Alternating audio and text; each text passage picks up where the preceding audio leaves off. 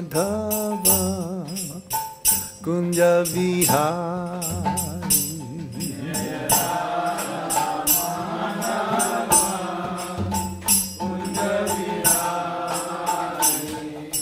Gopi Jana Vallabha Girivaradhari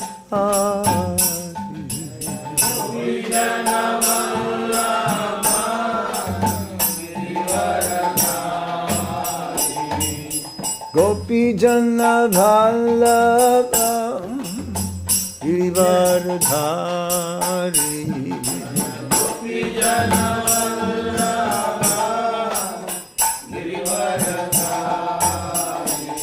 Jaya Radha Madhava Kunja Vihari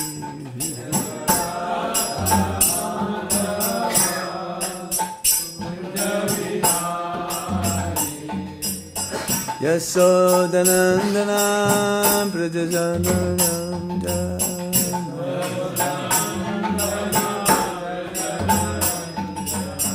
Yasodanandana Prajajanaranja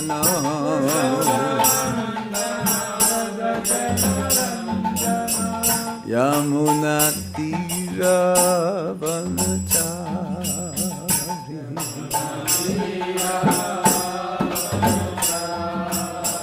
Yamuna Tira Vanachari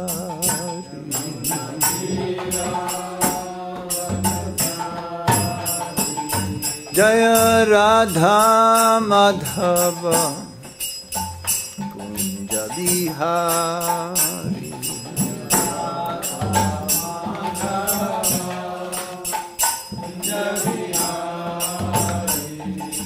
Gopi Jana Vallabha Girivaradhari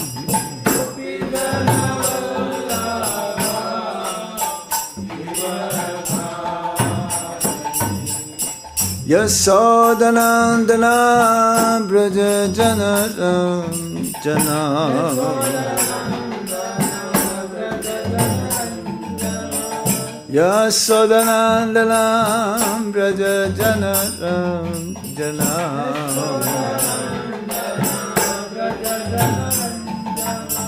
Yamuna Tira Vanachari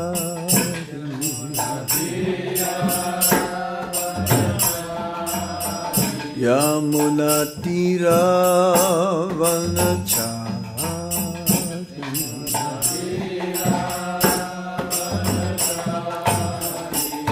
Jaya Radha Madhava Radha Madhava Shri Radhe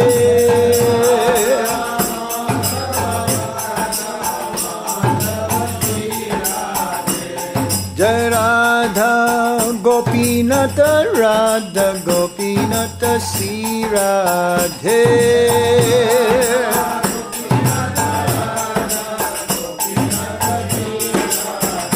Jaya Radha Shama Sundar Radha Shama Sundar Shri Radhe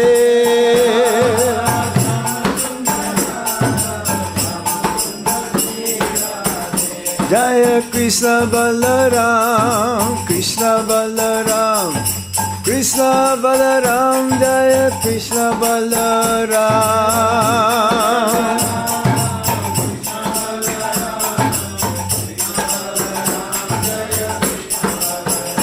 Jaya Gauranitai Gauranitai Gauranitai Jaya Gauranitai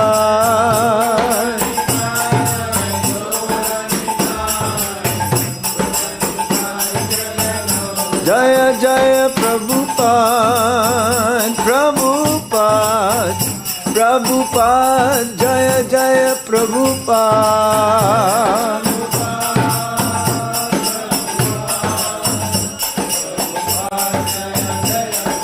Nitai Gaura Haribo Haribo Haribo Nitai Gaura Haribo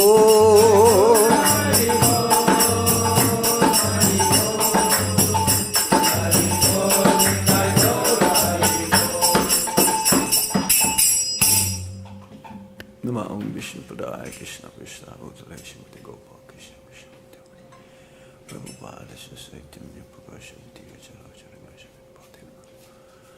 Namo Vishnu Padaya Krishna Prestaya Bhutale Shrimate Bhakti Vedanta Swami Niti Namine Namaste Saraswati Deve Gauravani Pracharine Nirvishesha Sunyavadi Paschatya Deshatarine Om Jnana Timirandasya Gyananjana Shalakaya Chakshurun Militam Yena Tasmai Shri Gurave Namaha Sri Chaitanya Manovistam Stapitam Yena Bhutale Swayam Rupa Kadamayam Dadati Swapadantikam Vandeham Shri Guru Sri Juta Padakamalang Shri Gurung Vaishnavamscha Shri Rupam Sagrajatan Sahagana Raghunatan Vitam Tam Sajivam Sadvaitam Sadvadutam Parijana Sahitam Krishna Chaitanya Devam Sri Radha Krishna Padam Sahagana Lalita Sri Visakanvitamscha He Krishna Karuna Sindhu Dinabandho Jagatpate Gopesa Gopika Kanta Radha Kanta Namostute Tapta Kanchana Gaurangi Radhe Vrindavaneśwari Visabhanu Sute Devi Pranamami Hari Priye Vancha Kalpatarobhyascha Kipasindobhya evacha Patitanam Pavanebhyo Vaishnavebhyo Namo Namaha Jai Sri Krishna Chaitanya Prabhu Nityananda Sri Advaita Gadadhar Sivasadi Gaura Bhaktavinda Hare Krishna Krishna Krishna Hare Hare Hare Rama Rama Rama Hare Hare Om Namo Bhagavate Vasudevaya Om Namo Bhagavate Vasudevaya Om Namo Bhagavate Vasudevaya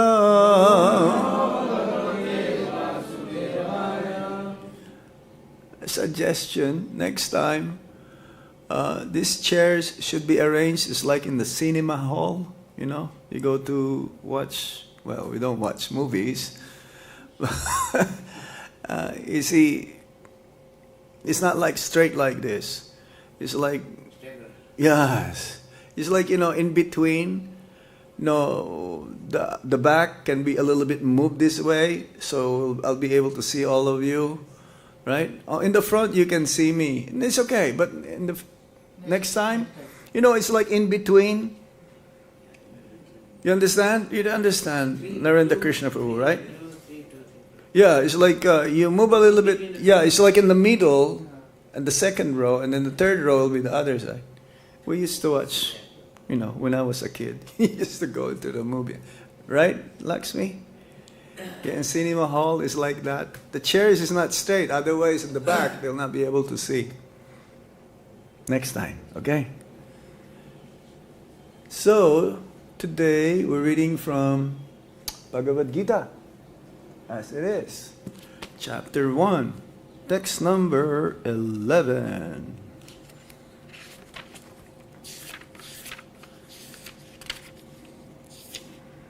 Prabhupada gave class into this because it is connected. 11 and 12 actually, it's connected. So text 11.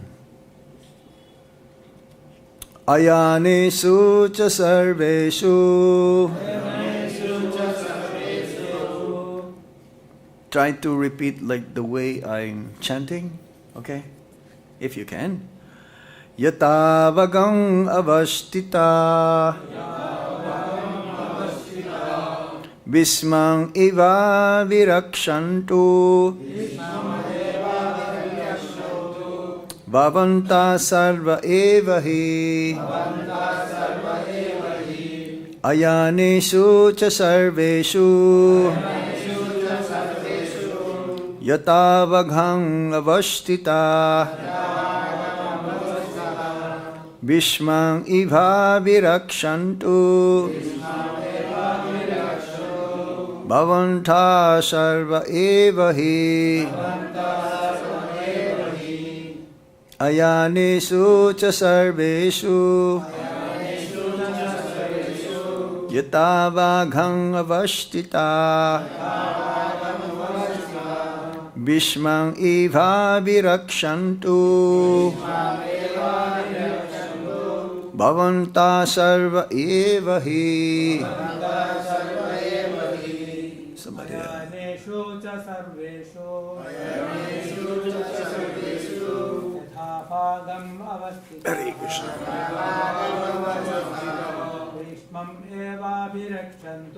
bhīṣmam evābhirakṣantu bhavantaḥ sarva evahi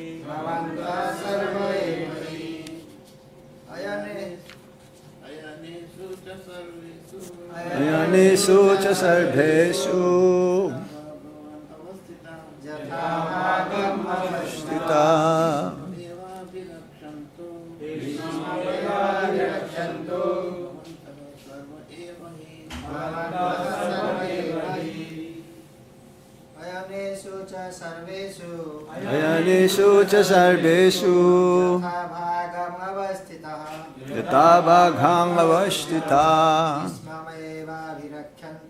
bhīṣmam evābhirakṣantu evābhirakṣantu bhavantaḥ sarva evahi bhavantaḥ sarva evahi. Mataji? ayaneṣu ca sarveṣu yathā-bhāgam avasthitāḥ bhīṣmam evābhirakṣantu bhavantaḥ sarva evahi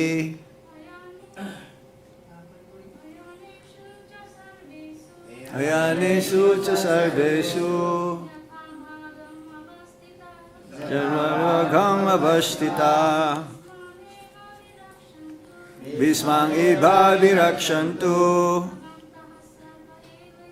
bhavantaḥ sarva evahi. You have a good eyesight, eh? You can see from there. Word for word meaning, ayaneṣu. In the strategic points. Cha, also. Sarveṣu, everywhere. Yathā-bhāgam, as differently arranged. Avasthitāḥ, situated.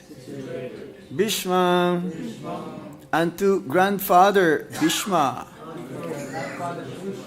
Eva, certainly. Abhirakṣantu, should give support. Bhavantaḥ, you. Sarve, all respectively. Eva, he, certainly.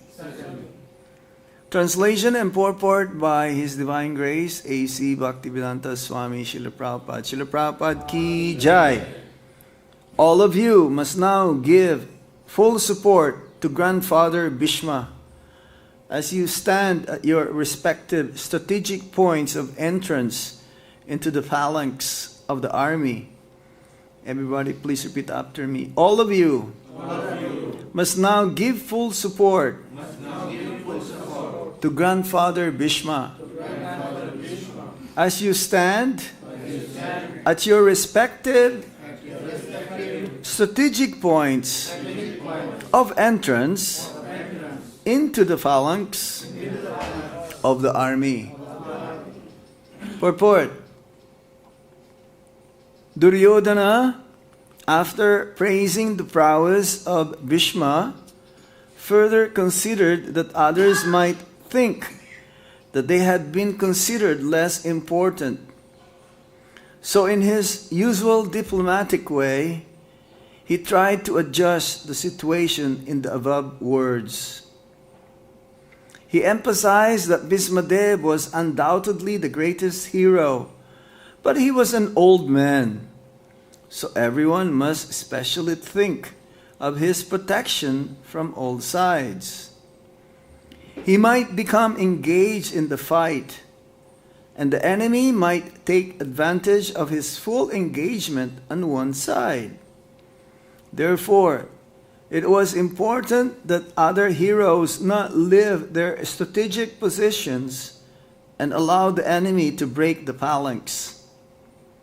Duryodhana clearly felt that the victory of the Kurus depended on the presence of Bhīṣmadeva. He was confident of the full support of Bhīṣmadeva and Droṇācārya in the battle because he well knew that they did not even speak a word when Arjuna's wife, Draupadī, in her helpless condition, had appealed to them for justice while she was being forced to appear naked in the presence of all the great generals in the assembly. Although he knew that the two generals had some sort of affection for the Pāṇḍavas, he hoped that these generals would now completely give it up as they had done during the gambling performances. Ayaneṣu ca sarveṣu yathā-bhāgam avasthitāḥ bhīṣmam evābhirakṣantu bhavantaḥ sarva evāhi.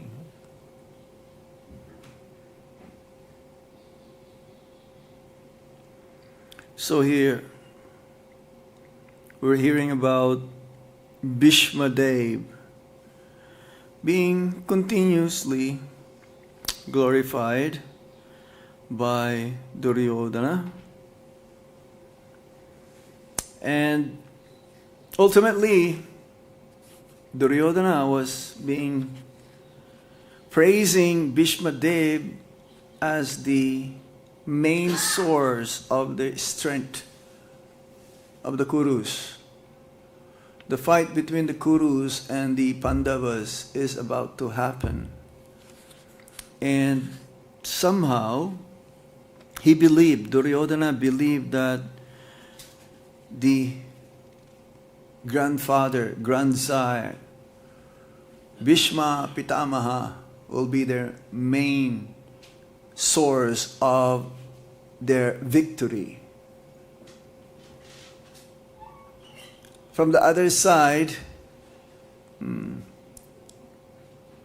it is Bhīma who will be like the main, he's the strongest of the Pāṇḍavas, and he's also the most voracious in eating. So with that eating capacity, he has that strength also that supposed to be the main support for all of the Pāṇḍavas. It's compared, this strength, Bhīṣma's strength and Bhima's strength is almost equal in a sense. So Bhīṣma is very, at this time, is old. He's like uncle for Lord Krishna and also the grandfather for the Pāṇḍavas and the Kauravas. Bhīṣma is very special. His relationship with Lord Krishna is of chivalry. In the Nectar of Devotion, the 5 primary relationships with the Supreme Lord are described. And also there are what you call secondary relationship with the Supreme Lord. The 5 we all know. Dasya, Santa, Dasya, Sakya, then Madhurya, Vatsalya, and then Madhurya. This is neutrality, servitude, friendship, parenthood, and then the conjugal love. These are the 5 major relationships that one can have with the Supreme Lord. Now there is also the secondary relationships that can be relished by the devotees with Lord Krishna. Specifically because this is how Krishna is so complete. It is not just one-sided. One can have a relationship in a secondary way as joking.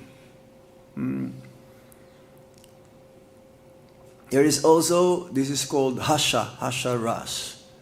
And then adbhut, wonder.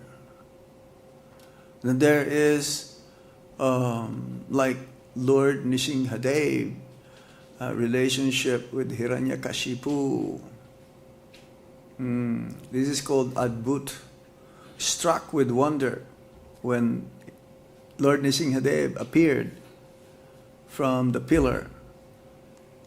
Hiranyakashipu was amazed. He was not expecting that the Lord will come out of the pillar. And then there is what he called vira.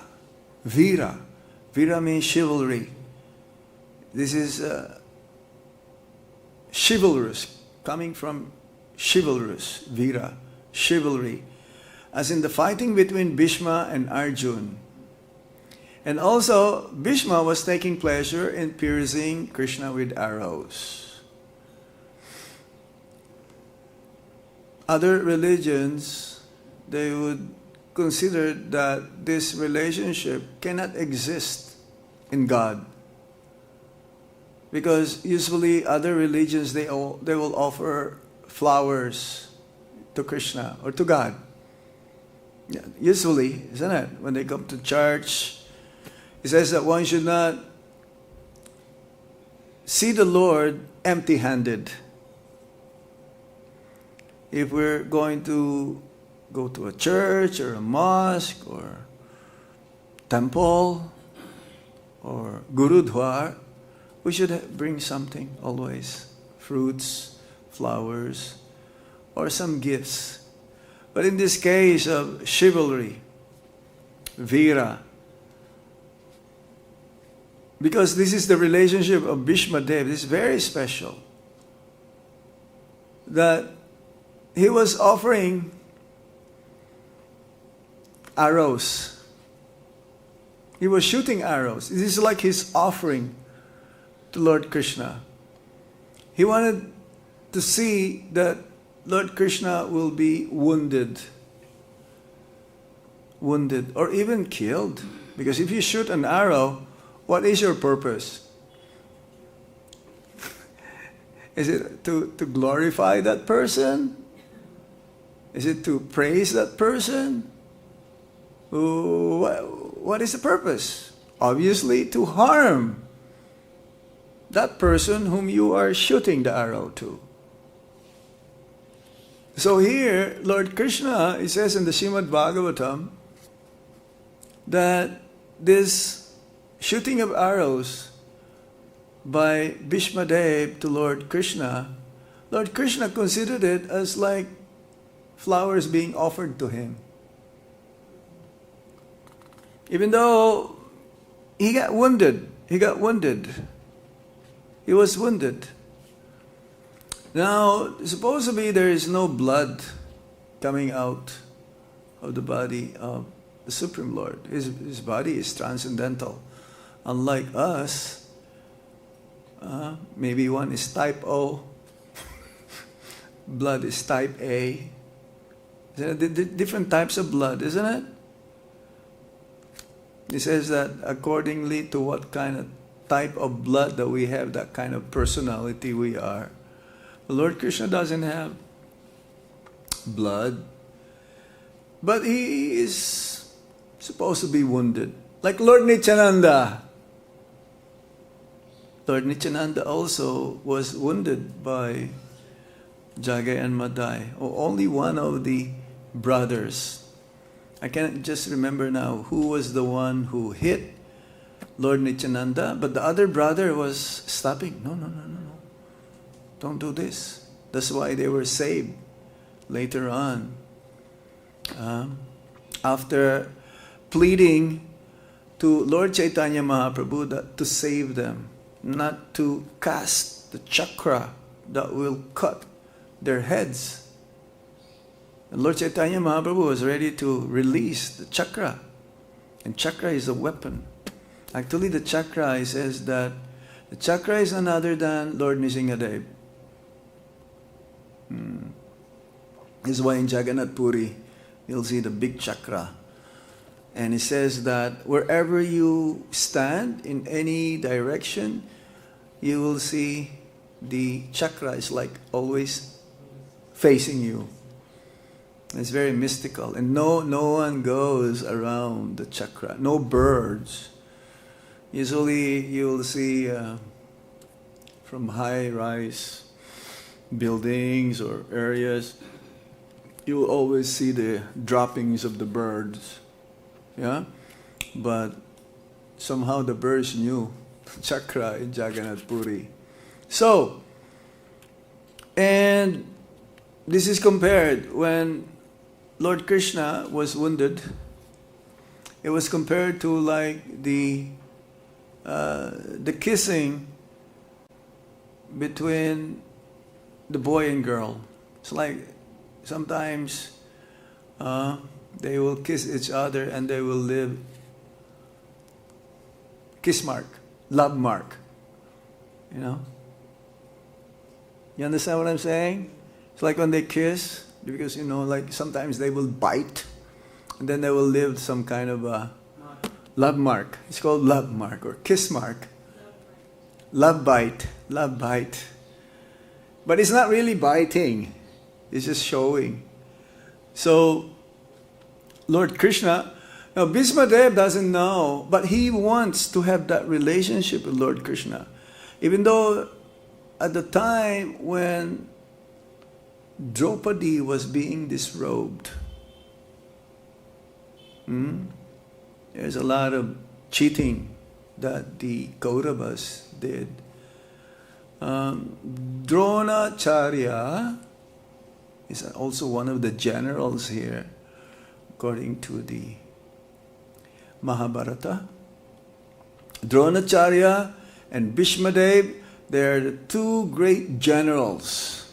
So Duryodhana, he was thinking that, yes, our win, our victory is rest assured because of these two great personalities.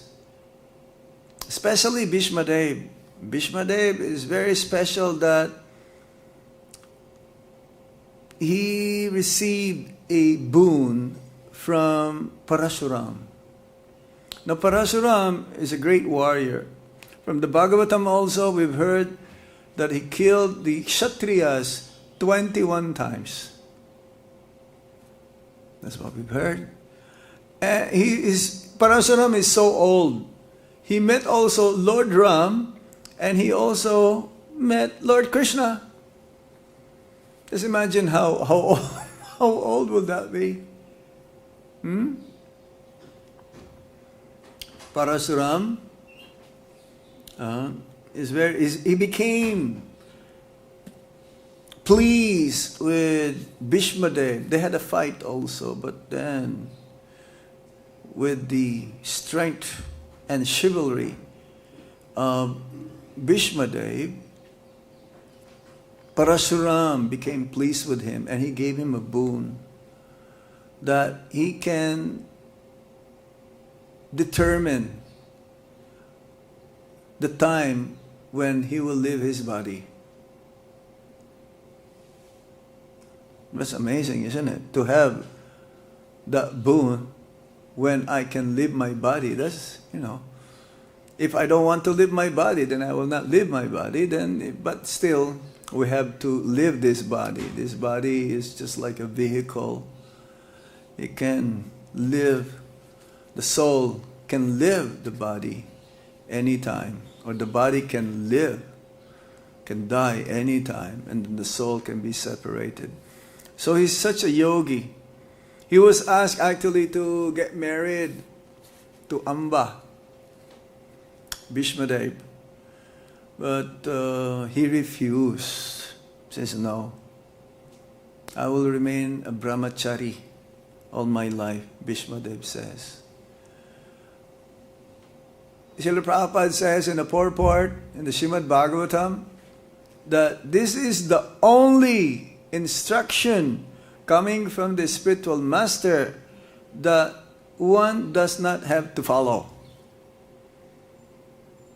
If the spiritual master says to the disciple, brahmachari, but Prabhupada says all the men should remain single, unmarried, but all the women, girls, disciples should be married.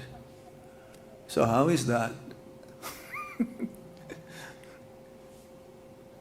Doesn't sound like it's gonna happen, right? All the brahmacharis should remain brahmacharis, but then all the ladies, disciples, girls should get married. This is the only instruction from the spiritual master that one does not need to follow. To disobey the order of the guru that you should get married and you don't want to get married is not an offense. That happens also in the episode of the Char Kumaras.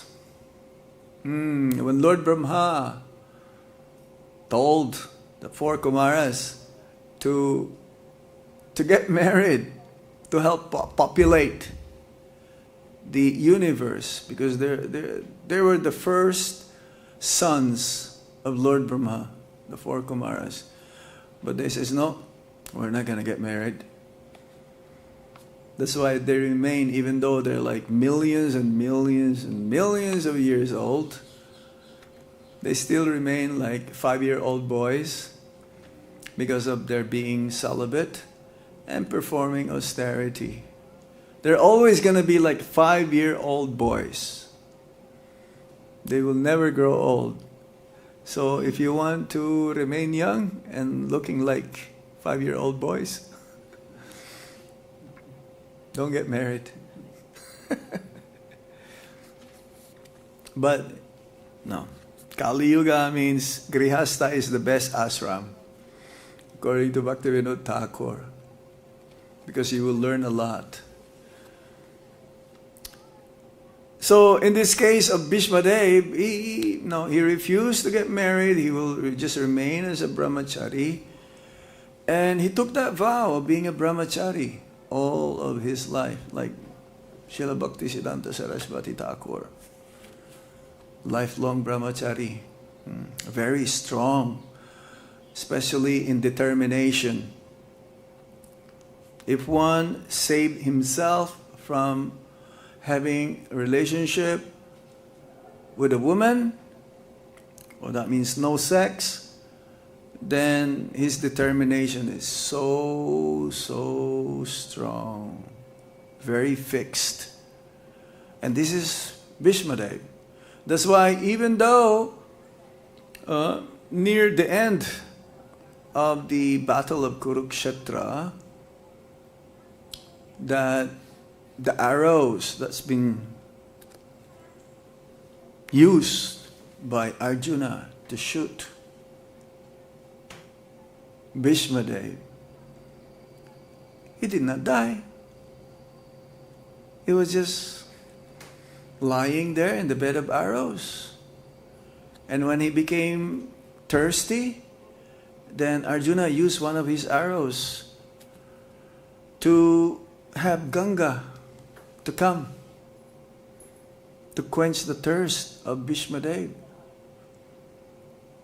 I was hearing a class about Srila Prabhupada. How many days the battle of Kurukshetra finished? 18 days. But in this lecture, Prabhupada says 28 days. Typo error.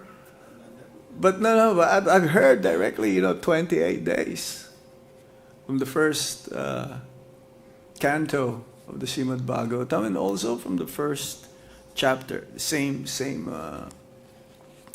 section of the Bhagavad Gita. So we should not consider that as like a fault. Sometimes Prabhupada will try to quote a verse, and then, I'm just now forgetting. So it is not a fault. We should not see it as like a fault. Prabhupada, I can't remember. Then he will ask his disciple, Panditji. Mm-hmm. So in any case, Bhīṣmadeva is such a great personality that Duryodhana, again, is very diplomatic here. He's very diplomatic. That he was telling everyone in his side to protect him. To protect him. Even though he is the most powerful amongst all the soldiers, amongst all the kings there, he's the most powerful. He was telling that also to Droṇācārya, the teacher, the martial arts teacher, to protect Bhīṣmadeva. And Bhīṣmadeva, of course, he doesn't know that he has that affinity, he has that love towards the Pāṇḍavas. That's why he did not do anything when Draupadī was being disrobed. Two personalities on the side of Duryodhana that did not say anything. Bhīṣma and Droṇācārya. Because even though Bhīṣma is one of the Mahajans, was that Swayambhu Narada Shambhu Komara Kapilo Manu Pralado Janako Bhīṣmo Balir Bayasaki Bayam. There are 12 Mahajans. That means 12 authorities in Dharma. If he is one of the authorities of Dharma, why is it that he did not stop this cheating, this disrobing, these atrocities of Duryodhana along with his cohorts? Why? Why is it that he did not say anything? Again, because he was taking shelter. He was taking shelter. He was under the roof of Dhritarashtra, the father, Duryodhana. Yes. So in this way, he cannot say anything. And Bhīṣma, he says here, he emphasized, he's very diplomatic in this way. He emphasized that Bhīṣmadeva was undoubtedly the greatest hero, but he was an old man, so everyone must especially think of his protection from all sides. Not just he's the greatest hero, but also the eldest. That's why he's called Grandsire. He's the eldest in that battle, the battlefield. So that's why Srila Prabhupada said, therefore it was important that the other heroes not leave their strategic positions and allow the enemy to break their phalanx. He was depending, Duryodhana was depending ultimately on Bhīṣmadeva. And then in the battle, when he says that I will not fight, Lord Krishna says, I will not fight. I'll be just driving the chariot of Arjuna. That was the condition. Now the 5 Pāṇḍavas, they knew that Lord Krishna is a Supreme Personality of Godhead, along with their mother, Queen Kunti. She knew also. The Queen Kunti, because her position as being an aunt, so she wanted to preserve that. And as a matter of etiquette, Queen Kunti knew that Lord Krishna is the Supreme Personality of Godhead. She did not bow down. She did not bow down to Lord Krishna. But within her heart, she understood, and she, with awe and respect, is there. Now, Duryodhana is a diplomatic person. Well, again, what is a diplomatic person? He's a Satriya. A Satriya means fighter. He's a warrior. He's supposed to be brave, no fear, but he's also in fear. He's also in fear of the 5 Pāṇḍavas. But because Bhīṣmadeva is there, he's trying to protect him also, because knowingly that Bhīṣmadeva is there, we will win this war. On the other hand, being diplomatic means, again, we mentioned this again last time,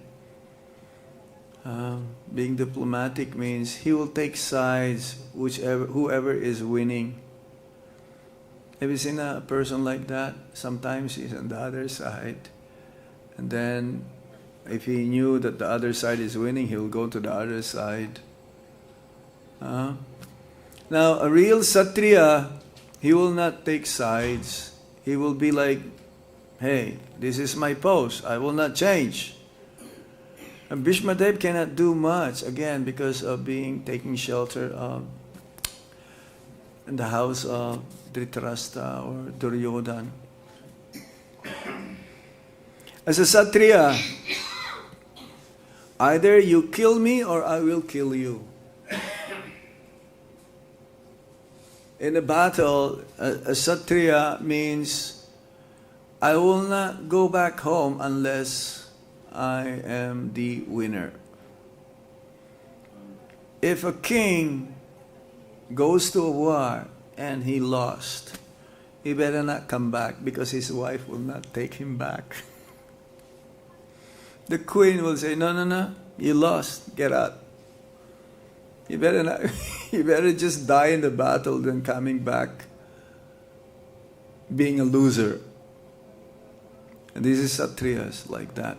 But in this war, though, it's very special, because in the daytime they will fight. As soon as the sun rises, then the battle will start. And then they're fighting, shooting arrows and swords and everything with the chariots. And when the sun sets, if I'm about to hit you and the sun sets, I will not hit you. You'll stop. And then at night, the enemy from the other camp will be invited to the other camp. We'll have dinner and talk like, normal. Is that happening right now in in Ukraine and Russia? Will Putin invite Zelensky to hey, come on, let's go have a little bit of dinner here? No way. Zelensky will not invite Putin to Ukraine. No, it's not. But they'll be just like, talking like normal friends. But they may have inside some strategy that I will do the next day to you. That I'm going to make sure that I'll win tomorrow. But today we're, equal, we're the same. So this is how. And in those days, the generals will be in front of the war. Nowadays, they'll behind in their bunkers. and doing their computer work and just telling the normal soldiers, okay, you go, you go, you go. No, in those days, they, do or die. Do or die means they'll be there in the front. Nowadays, no, only the general soldiers or ordinary soldiers will be there. No, the generals will be in the front like Bhīṣma and everyone. So it's very interesting, this war, that how Krishna arranged it in such a way that, yes, to protect his devotees being accomplished, to kill the demons, and to reestablish the principles of religion, all at the same time. And Bhīṣma's desire to see the Lord, because this is his desire, to see the Lord at the time of his death. He will not give up his life, not until Krishna is there. Can we have that desire also? Of course we can. Yeah, but we have to be qualified. Now, if we're not qualified, we're going to say, Krishna, please come. You think Krishna will come at the time of death? Or think about him? No, we have to practice all life, the whole lifetime. And Bhīṣma is so qualified that somehow, even at in the bed of arrows, he was instructing Yudhishthira the values of life. If you have time, you go to the Śrīmad Bhāgavatam. Let me see again, which part of the Bhāgavatam is that? I believe it's in the, let me see, in the first early part of the Śrīmad Bhāgavatam.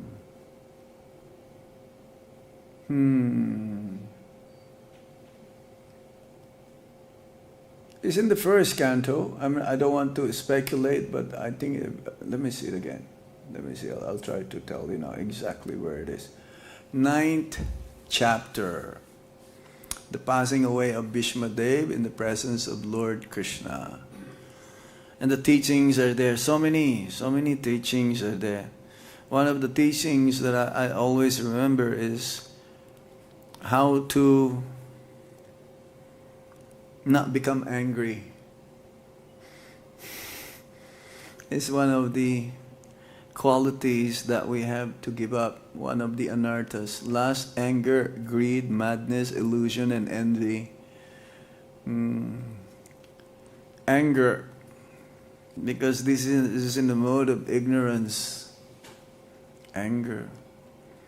How not to be angry? Bhīṣmadeva says, to be simple, to be satisfied, to be content what we have. We have, every one of us, each and every one has his own quota. We can desire or want to have more and more and more, but we cannot get one more paisa, more than what is allotted to us. Same with the happiness. No, we cannot be more happier than what we are supposed to receive materially. This is karma, this is destiny. Whatever we are allotted, whatever quota that material nature, due to our past deeds, whether pious or impious, we will receive.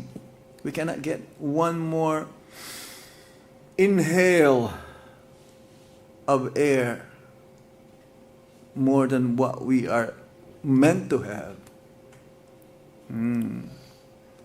So, yes, how not to be angry. Angry, one becomes angry because he cannot get what he wants. There is a song very famous in the 60s. You can't always get what you want. Yeah? Some of you must have remembered that song. Well, maybe not in India, but in America, there's a song like this. So, we will hear more later on about the subject matter of this very, very special, the first chapter. Usually, devotees will skip first chapter of the Bhagavad Gita because its names are there. But if we read Srila Prabhupada's books in a chronological order, systematic way, and then we'll be able to understand the deeper meaning of how the events transpired. So this is about today. The subject matter is about Bhīṣma. Bhīṣmadeva.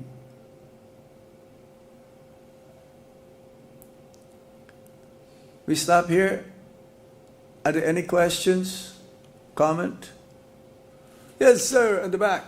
Narendra Prabhu. Just The only instance where I've ever heard of soldiers getting together, fighting, and then getting together, like we were talking about. Yeah? Is it was for... in, World War One, they were trench fighting. You probably heard of that. Oh, yeah. But in those days, they're a little bit more civilized. Yeah, and they were shooting at each other, and then Christmas came, and they all got together. I think they played a game of soccer. And Oh, really? Everyone sang the Merry Christmas. The whole day, they shook hands and everything, and then the next day they had it again. Yeah, everybody was singing Jingle Bells there at that time.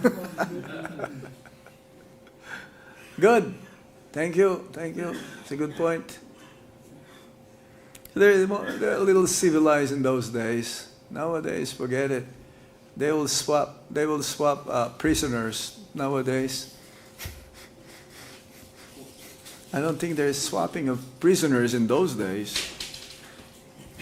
5,000 years ago, I don't know. Narendra Prabhu? One understanding that in a war like this kind of war, that the chariot is not supposed to be started. Right? The chariot is not supposed to be? Opposite parties will not be try to kill the chariot. Only the who is going to fight with. Oh yeah, but he wants,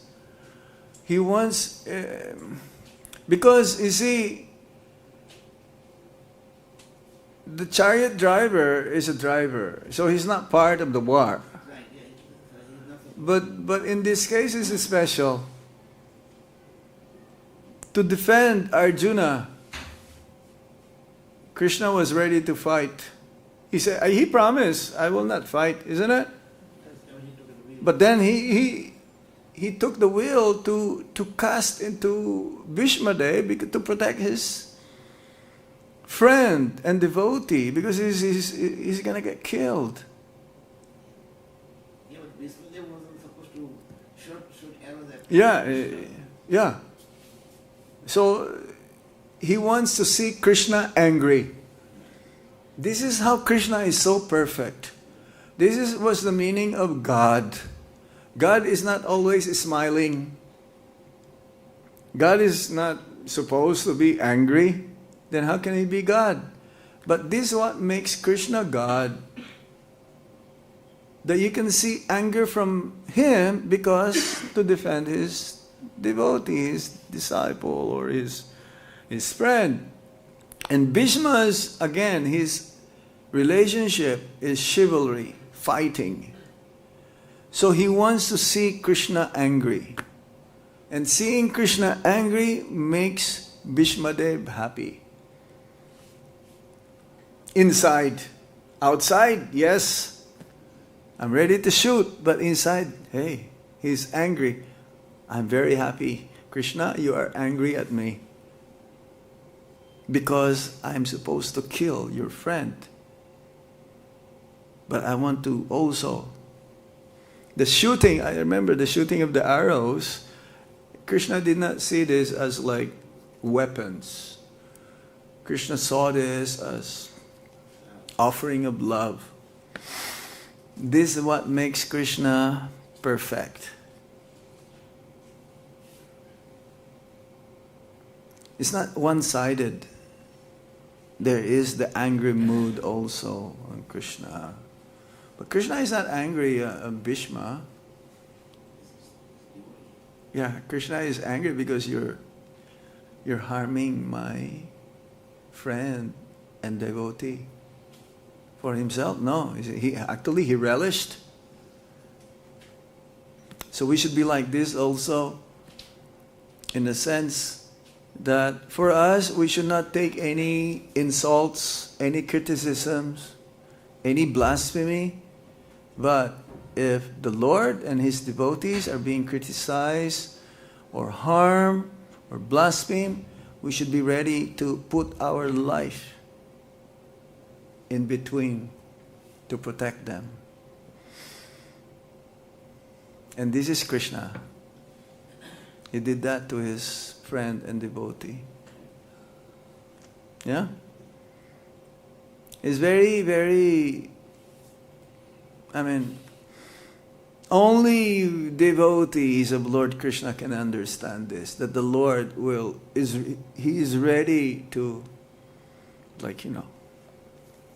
give His life. Of course, He will not be killed. He will not be killed. He's transcendental. But externally, it will look like, hey, He's ready to give His life. But it's not. Because again, at the other side, He wants to please also Bhīṣmadeva. That's why he got hurt, the blood, and so on. Okay? Is that understood? Any other points? Yes. As you said, manis and greeds all are allowed. What's that again? Money and greeds. Yeah, money, All are allowed. everything, wealth, beauty, strength, fame, everything is allotted. But for the devotee, he is naturally famous. He doesn't have to advertise himself. Krishna advertised him. Yes, what is the question? Is it all predestined? What? Is it all predestined? Materially, everything is predestined. Yeah. We have material destiny. But everything can change materially if we become Krishna conscious. It changed. The lines in our hands, it says what's going to happen to us. But if we clap in front of the deities and during kirtan, all these lines are changing. Yeah? Your name is your future also.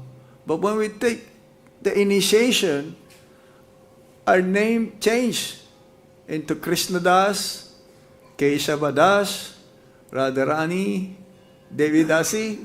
Then our life changed. Yeah? Is it predestined? What's that? Is it predestined because of our previous life's karma? Yeah. Yeah. From what we've done from before. Out of ignorance. So now when you come to Krishna consciousness, that ignorance will be uprooted, will be burned into ashes to the root. It will not grow anymore. This is what they do, the farmers. In order to grow the new crops, they will burn the roots because there's still some roots. They may have cut the crops, but the roots are still there, so they will burn. So similarly, when we take up Krishna consciousness, then all of the material, the fruitive results of our actions from the past is being burned to the root. Then the seed of Bhakti will be planted by the spiritual master. So everything changed.